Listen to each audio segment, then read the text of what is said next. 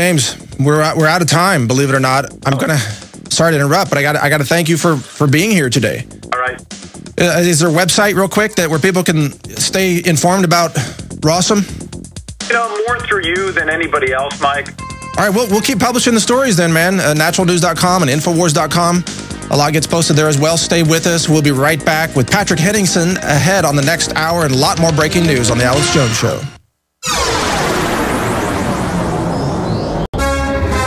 We are into the second hour on The Alex Jones Show. This is Mike Adams, the Health Ranger, the editor of Natural News.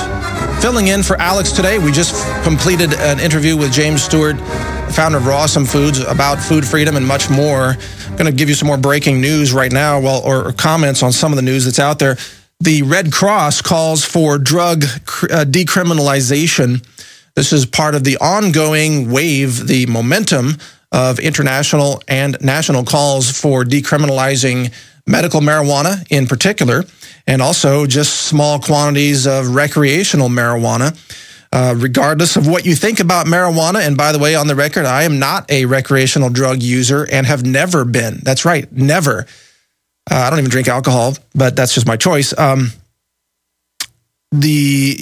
clear from this war on drugs is that it really just benefits the prison system. It benefits the police. It benefits that whole system that keeps people suppressed.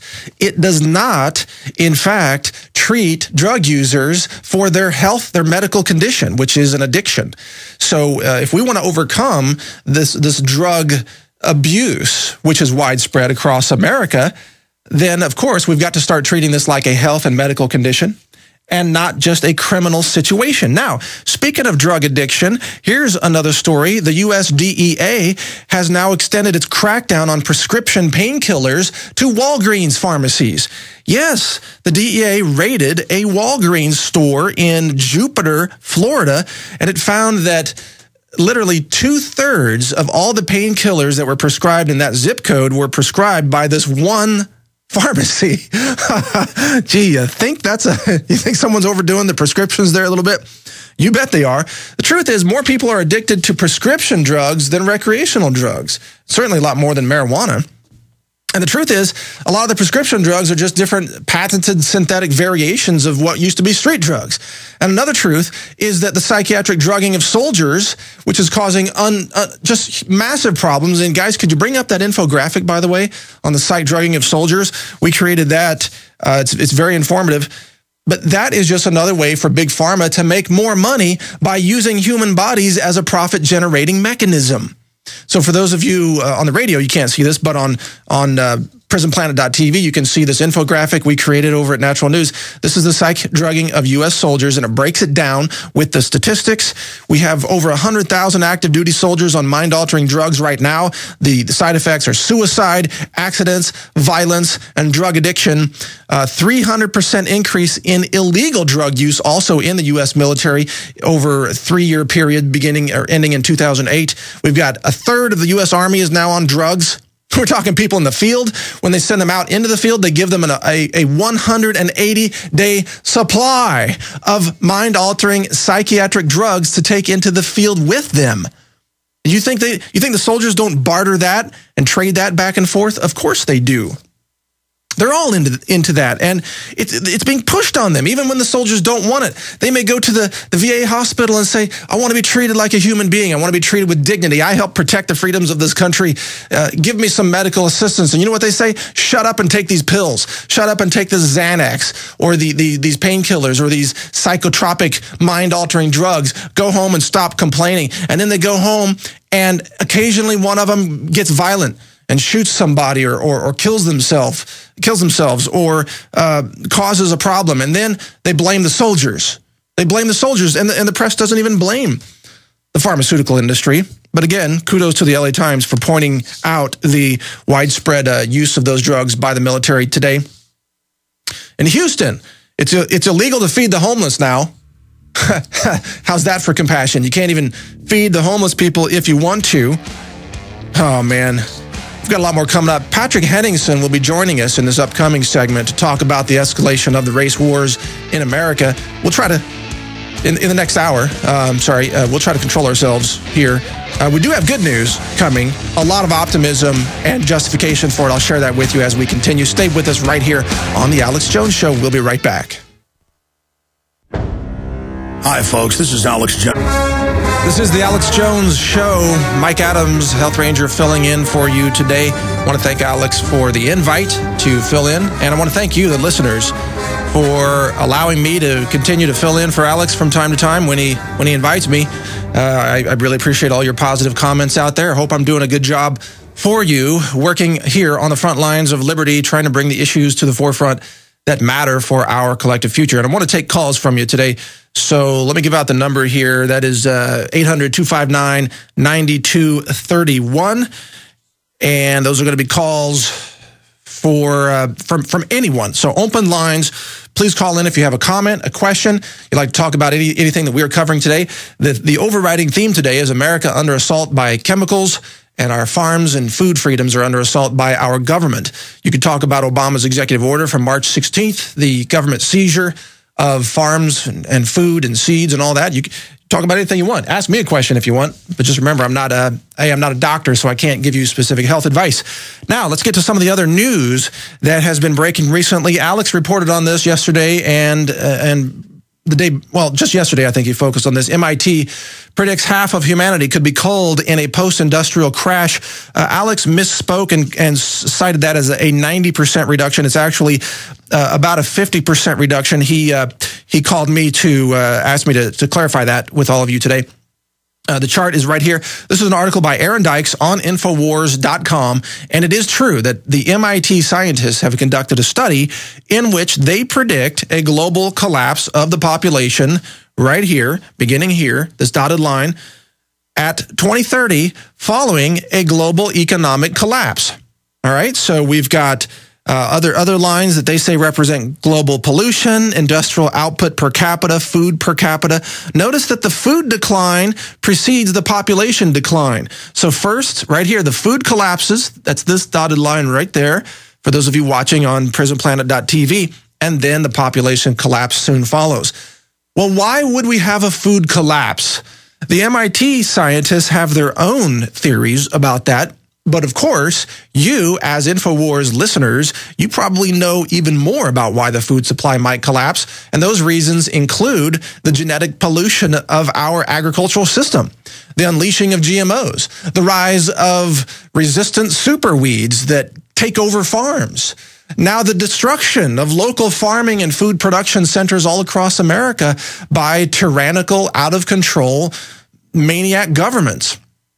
You know, food diversity, it's funny, in America, they talk about strategic oil reserves and the diversity of being able to produce oil in Alaska, produce oil in the Gulf, produce oil in Texas, importing a lot of our oil, but being able to have national security by producing oil domestically, right? That makes sense to everybody. Well, what about producing food domestically and not just in the hands of the corporate food producers? Food that is produced in your local town, in your neighborhood or nearby, where you can drive out to a farmer's market and actually buy some basic food, such as raw, fresh milk from a local farmer. All of that is under attack. So that is a national strategic resource that the government doesn't seem to care about. It's funny, isn't it? You know, the government is into storing ammunition, storing guns. The government stores food and medicine and communications gear, but then they're destroying the food production and going against guns and ammunition for the people. So you see how that works? It's a total contradiction. What's good for the government to survive hard times makes you a potential terrorist if you dare do the same thing. So just another contradiction out there. But it's true, the MIT study is talking about a global collapse. Now, we've got some callers on the line. Let's see who's on the line. And thank you for calling. John in California, you're on the air with the Health Ranger. Go ahead, please. Hey, Mike Adams, long-time listener, first-time caller. Reason why I'm calling is to discuss Fukushima real quick. I got many things to bring out on it. One, my girlfriend was there recently, about 2 weeks ago, came back with some illness, nosebleeds. She's reported she's never had nosebleeds her whole life. So then I gave her some kombucha tea. That seemed to kind of have an effective result. Past that, I saw Stephen L. Manley's piece that you guys have probably seen. It's on E&E News about a 500% increase in radioactivity, iodine-131, in the kelp beds throughout all of California. He took samples from Santa Cruz, Pacific Grove, Corona del Mar, just up the coast from here, was showing the highest readings. Then I thought, well, who else has seen this? I contacted surf shops down here. They hadn't heard the news, so I printed it out and gave it down to them. Then I thought, I'm going to contact local government. I called the mayor's office in Newport Beach, and they never got back to me. I called the city government here in Laguna Beach. I talked to Verna Rollinger, who's a city councilwoman, and I talked to the mayor as well. They hadn't seen the article, so they were appreciative on that. However, Verna Rollinger said that she was going to actually print out that piece off of E&E News and then hand it in a discussion at a meeting that she was going to meet with Senator Dianne Feinstein about the San Onofre plant that's maybe shut, maybe still open. So, well, what you're getting at here, what you're describing is this massive media cover-up, and you're right. When the radiation is falling onto North America and hitting California and hitting the coast, there's a total blackout on that information. They even change the meters themselves, and then they change the EPA regulations. When you bring this information to people, John, are they paying attention to it then? Are they taking action on it? I don't know. I'm still kind of waiting to hear back, and I feel like there's a slow wheel turning on that. So what I decided to do was go and this weekend, because I talked to them on Friday, just a few days ago. So then I started doing research to this whole matter, going, look, free choice. We have free choice. If nothing else is going to be done about this mess, whatever, the government, everyone else is like focused on other things, their own distractions. I don't need to be distracted. I know what's happening. You know what's happening. Your listeners knows what's happening. So we're getting dosed. So let's take action. The one thing I want to talk about is health. The Belrad Institute out of Belarus, Ukraine, or Kiev has done incredible studies with this product called VitaPect, and it's basically a form of pectin with additional, natural supplements of vitamins and minerals, to where they've shown in studies where it actually pulls cesium-137 out of the organs of these children. There are a lot of supplements that work in that way. We've seen spirulina, we've seen chlorella, we've seen sea algae used historically, even in post-World War II Japan. We've seen that used in Russia following Chernobyl accident. There are a lot of supplements that can actually pull radiation out of your body. But of course, once the radiation damage has happened, especially to your thyroid, then that's permanent damage. Hence the use of potassium iodide to specifically pre-fill up your thyroid with that mineral so that more radiation isn't attracted to it. I want to thank you, John, for your call and bringing up those very, very important points and some possible solutions for people to check out. Very good information. Thank you for your call and your energy. CJ in Michigan, you are on the air. Go ahead, please. What's your question or comment? Hey, Mike. This is CJ from Michigan. And just want to inform everybody, I've done some research here. We're battling the police state here about food freedom. I have a garden in my front yard. I had it for 3 years, no problems. Last year, got a goat. Neighbors went ballistic. Anyway, so I did some research. I'm getting beehives, and the bee guy told me, hey, don't worry. There's something called Michigan Right to Farm Act. Okay? Really? So I looked this up. Yeah, oh yeah. Look this up. Michigan Right to Farm Act. I'm a little nervous here. Hold on. No, go ahead. You're doing fine. Go ahead. Okay. So as long as you're practicing the GAAMP, which stands for the Good, Generally Accepted Agricultural Management Practices. That's a publication every year by the Michigan State University. As long as you're following that, you're protected by this act. And this act protects everything that has to do with the farm. That's sounds, noises, everything. And it supersedes any zoning law. This is the beauty of this law. It's an act, and it's that's fascinating. I didn't know Michigan had that. I wonder if other states have that. Let me ask you to comment on this, CJ. The case in Roswell, Georgia that we're reporting on, and by the way, folks, I don't know if that story's posted on Infowars.com yet, but it is the top story right now on naturalnews.com. It involves Andrew Werdes, the backyard chicken farmer. The lawsuit filed against him by the city of Roswell includes this text. They said they declared his property to be a, quote, nuisance property, which they said gave them the right to take it over. And I want your comment on this, CJ. They said a nuisance property, quote, the property is not kept clean and sanitary and free from all accumulations of offensive matter, including dead organic matter. Well, that's just compost, people, kitchen compost, continuing rubbish, junk, animal intestinal waste, and urine. Well, come on, I urinate on my own farm.